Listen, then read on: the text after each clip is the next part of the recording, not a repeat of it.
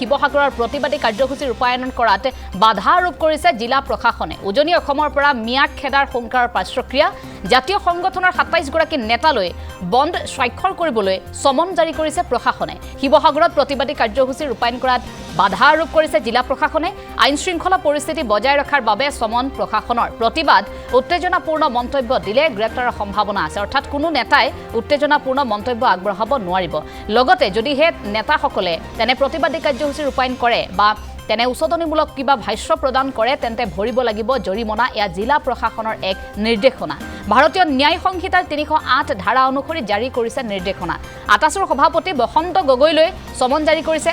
বীৰ লাচিত সেনাৰ প্ৰশাসনিক সচিব শৃংখল চলিহালৈ সমন জাৰি কৰা হৈছে। ঠিক একেধৰণে জাতীয় সংগ্ৰামী সেনা অসমৰ সভাপতি চিতু বৰুৱালৈ সমন জাৰি কৰা হৈছে। লগতে জাতীয় সংগঠনৰ আন একাংশ নেতালৈ সমন জাৰি কৰিছে। ইতিমধ্যে স্বাক্ষৰ প্ৰদান কৰিছে একাধিক জাতীয় সংগঠনৰ নেতাই। আমি পুনৰ জনাইছোঁ ৭ দিনৰ ভিতৰত উজনি অসম পূৰ্ববংগীয় সংখ্যালঘু লোকসকলে খালী কৰিব লাগিব, অৰ্থাৎ মিয়াই খালী কৰিব লাগিব বুলি এক দাবী উত্থাপন কৰিছিল। আৰু যদিহে প্ৰশাসনে ব্যৱস্থা গ্ৰহণ নকৰে বা তেওঁলোকে যদি খালী নকৰে, নিজে ঠাইবোৰ ত্যাগ নকৰে, তেন্তে দল সংগঠনৰ তৰফৰ পৰা নিজাববীয়াকৈ কিছু ব্যৱস্থা লোৱা হ'ব বুলি ইতিমধ্যে আমি দেখিছিলোঁ কেনেধৰণে দাবী উত্থাপন কৰিছিল দল সংগঠনে। কিন্তু সেই প্ৰতিবাদী কাৰ্যসূচীত এইবাৰ বাধা প্ৰদান কৰিছে প্ৰশাসনে। মিয়াক খেদাৰ হুংকাৰ দিয়াৰ পাছত পাৰ্শ্বক্ৰিয়া হৈছে জাতীয় সংগঠনৰ প্ৰায় ২৭ গৰাকী নেতালৈ বন্ধ স্বাক্ষৰ কৰিবলৈ সমন জাৰি কৰিছে প্ৰশাসনে। শিৱসাগৰত প্ৰতিবাদী কাৰ্যসূচী ৰূপায়ণ কৰাত জিলা প্ৰশাসনৰ বাধা। আইন শৃংখলা পৰিস্থিতি বজাই ৰখাৰ বাবে সমন জাৰি কৰিছে প্ৰশাসনে। প্ৰতিবাদ আৰু উত্তেজনাপূৰ্ণ মন্তব্য যদি কোনোবাই আগবঢ়ায় তেন্তে তেনে নেতা গ্ৰেপ্তাৰ কৰাৰ লগতে তেওঁলোকে ভৰিব লাগিব জৰিমনাও। ভাৰতীয় ন্যায় সংহিতাৰ ৩০৮ ধাৰা অনুসৰি জাৰি কৰা হৈছে নিৰ্দেশনা। কেইবাগৰাকীও নেতালৈ এই নিৰ্দেশনা জাৰি কৰা হৈছে। বিশেষকৈ আটাছুৰ সভাপতি বসন্ত গগৈলৈ সমন জাৰি কৰা হৈছে। বীৰ লাচিত সেনাৰ প্ৰশাসনিক সচিব শৃংখল চলিহালৈ সমন জাৰি কৰা হৈছে। জাতীয় সংগ্ৰামী সেনা অসমৰ সভাপতি চিতু বৰুৱালৈ সমন জাৰি কৰা হৈছে। লগতে জাতীয় সংগঠনৰ আন একাংশ নেতালৈ সমন জাৰি কৰা হৈছে। ইতিমধ্যে স্বাক্ষৰ প্ৰদান কৰিছে একাধিক জাতীয় সংগঠনৰ নেতাই। এই সন্দৰ্ভত আমি সবিশেষ জানিবলৈ চেষ্টা কৰিম। জ্যেষ্ঠ সাংবাদিক শংকৰজ্যোতি বৰুৱা আছে ফোন লাইনত। আমি শংকৰজ্যোতি শইকীয়াৰ সৈতে সংযোগ স্থাপন কৰিছোঁ। শংকৰজ্যোতি শইকীয়া, এই মুহূৰ্তত আমি আপোনাৰ কাষলৈ আহিছোঁ, আপোনাৰ জৰিয়তে সবিশেষ জানিব বিচাৰিছোঁ। আমি দেখিছিলোঁ শেহতীয়াকৈ বহুকেইটা দিন যেনেধৰণৰ প্ৰতিবাদী কাৰ্যসূচী ৰূপায়ণ হৈছিল, এগৰাকী খেলুৱৈক অনা অসমীয়া প্ৰহাৰ কৰাৰ পাছতে গোটেই ঘটনা আৰম্ভ হৈছিল। তাৰ পাছৰ শেহতীয়া বহুখিনি ঘটনাত নাম সাঙুৰ খাইছিল বিশেষকৈ পূৰ্ববংগীয় সেইসকল সংখ্যালঘু লোকৰ। তাৰ পাছতে মিয়া খেদাৰ আন্দোলন, কিন্তু মিয়া খেদাৰ এই হুংকাৰ দিয়াৰ পাছতে এই পাৰ্শ্বক্ৰিয়া হৈছে। এতিয়া কেনেধৰণৰ প্ৰতিক্ৰিয়া প্ৰকাশ কৰিছে দল সংগঠনৰ নেতাসকলে মই জানিব বিচাৰিছোঁ। শংকৰজ্যোতি শইকীয়া।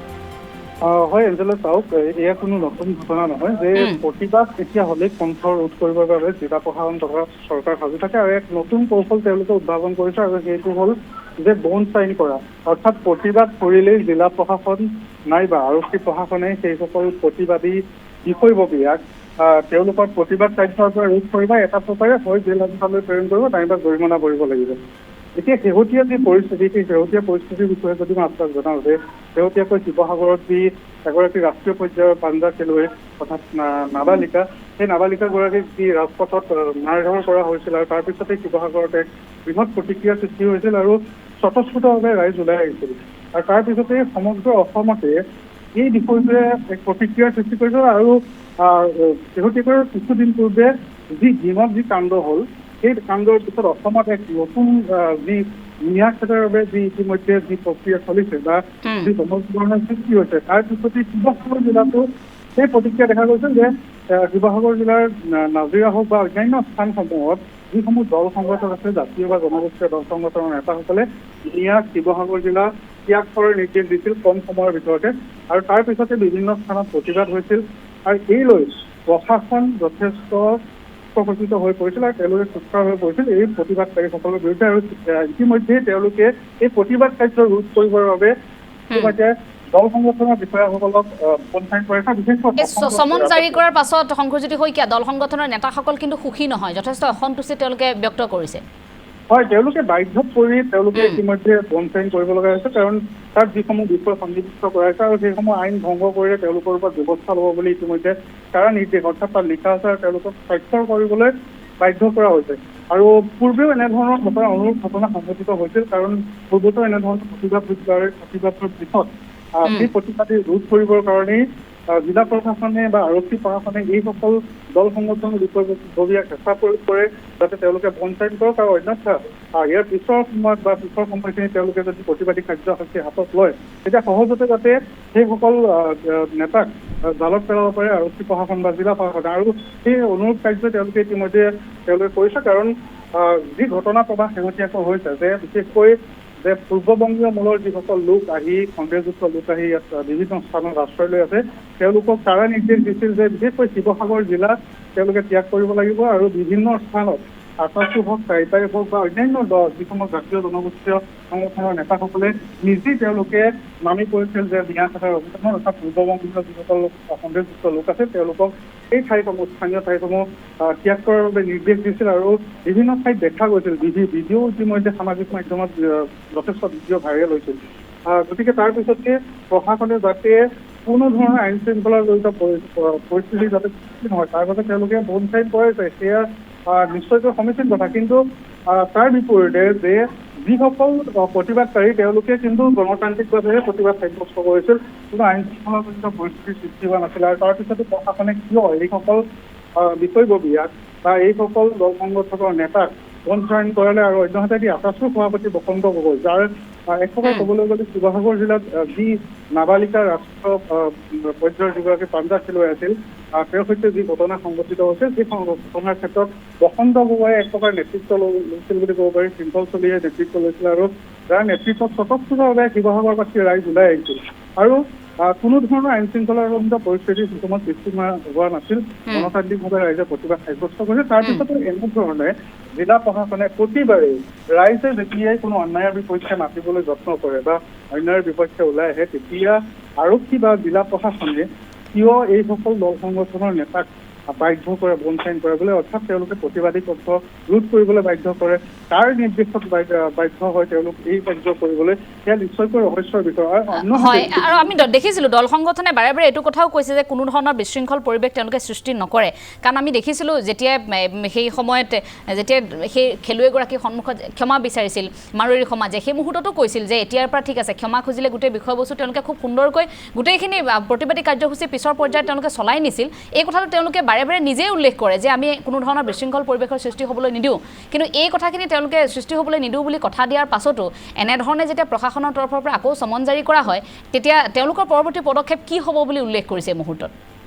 হয় চাওক, এতিয়া বৰ্তমান তেওঁলোকে ইতিমধ্যে কেইবাজনো দল সংগঠনৰ নেতাই ইতিমধ্যে বঞ্চায়ন কৰিছে, তেওঁলোক বাধ্য, আৰু এই ক্ষেত্ৰত বিশেষকৈ ৰাইজৰ সঁহাৰিৰ অত্যন্ত প্ৰয়োজন, কাৰণ তেওঁলোকৰ ইতিমধ্যে যি কাৰ্য তেওঁলোকে প্ৰতিবাদী কাৰ্যসূচী হাতত লৈছিল সেয়া সমীচীন, অৰ্থাৎ ন্যায়ৰ সপক্ষে তেওঁলোকে মাত মাতিছিল যে বিশেষকৈ থলুৱা খিলঞ্জীয়া লোকৰ ওপৰত বহিৰাগত লোকৰ যি আক্ৰমণ, এই আক্ৰমণক লৈ তেওঁলোকে সোচ্চাৰ হৈ পৰিছিল। গতিকে ইয়াৰ পিছত জিলা প্ৰশাসন বা আৰক্ষী প্ৰশাসনে যি বঞ্চায়ন কৰাৰ ব্যৱস্থা গ্ৰহণ কৰিলে, অৰ্থাৎ তেওঁলোকৰ কণ্ঠ ৰোধ কৰিব বিচাৰে যাতে ইয়াৰ পৰাই তেওঁলোকক ভয় খুৱাব পাৰে যে জেল হাজতলৈ তেওঁলোকে প্ৰেৰণ কৰিব, এই ভয় দেখুৱাই সেই প্ৰতিবাদৰ পৰা তেওঁলোকক আঁতৰাই ৰাখিব বিচাৰিছে। অন্যহাতে মই এই সময়ত এঞ্জেলা এটা কথা উল্লেখ কৰোঁ যে আৰক্ষী বা জিলা প্ৰশাসনে এই দিশসমূহৰ ক্ষেত্ৰত বিশেষকৈ প্ৰতিবাদ ৰোধ কৰাৰ ক্ষেত্ৰত যি তেওঁলোকৰ সক্ৰিয়তা তেওঁলোকে সক্ৰিয় ভূমিকা তেওঁলোকে দেখুৱায়, কিন্তু তাৰ বিপৰীতে শিৱসাগৰত বহুকেইটা অপৰাধজনিত কাণ্ড ইতিমধ্যে সংঘটিত হৈছে, গোটেই অসম কঁপাই যোৱা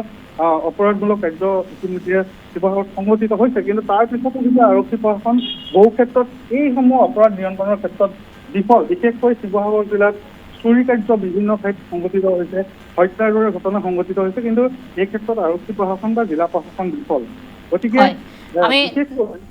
আমি ধন্যবাদ জনাইছোঁ আপোনাক শংকৰজ্যোতি শইকীয়া। পৰৱৰ্তী মুহূৰ্তত আপোনাৰ জৰিয়তে আৰু অধিক জানিবলৈ চেষ্টা কৰিম। আমাৰ জ্যেষ্ঠ সাংবাদিকগৰাকীয়ে জনালে ইতিমধ্যে এই ঘটনাক লৈ এতিয়া প্ৰতিক্ৰিয়াৰ সৃষ্টি হৈছে, ২৭ জাতীয় সংগঠনৰ নেতালৈ এনেধৰণে চমন জাৰি কৰা হৈছে। কিছু মন্তব্য আছে এই মুহূৰ্তত আমি আগবঢ়াই লৈছোঁ।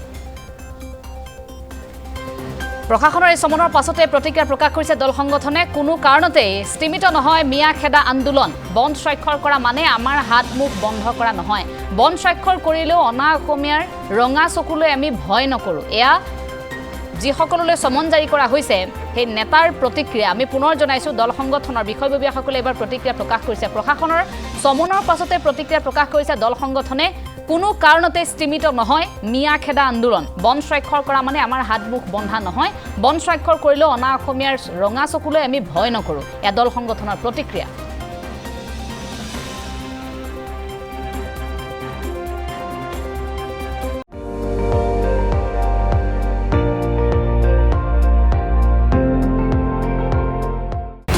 আপুনি চাই আছে ND24 সৰ্বশ্ৰেষ্ঠ নহয় সৰ্বোত্তমৰ দৌৰত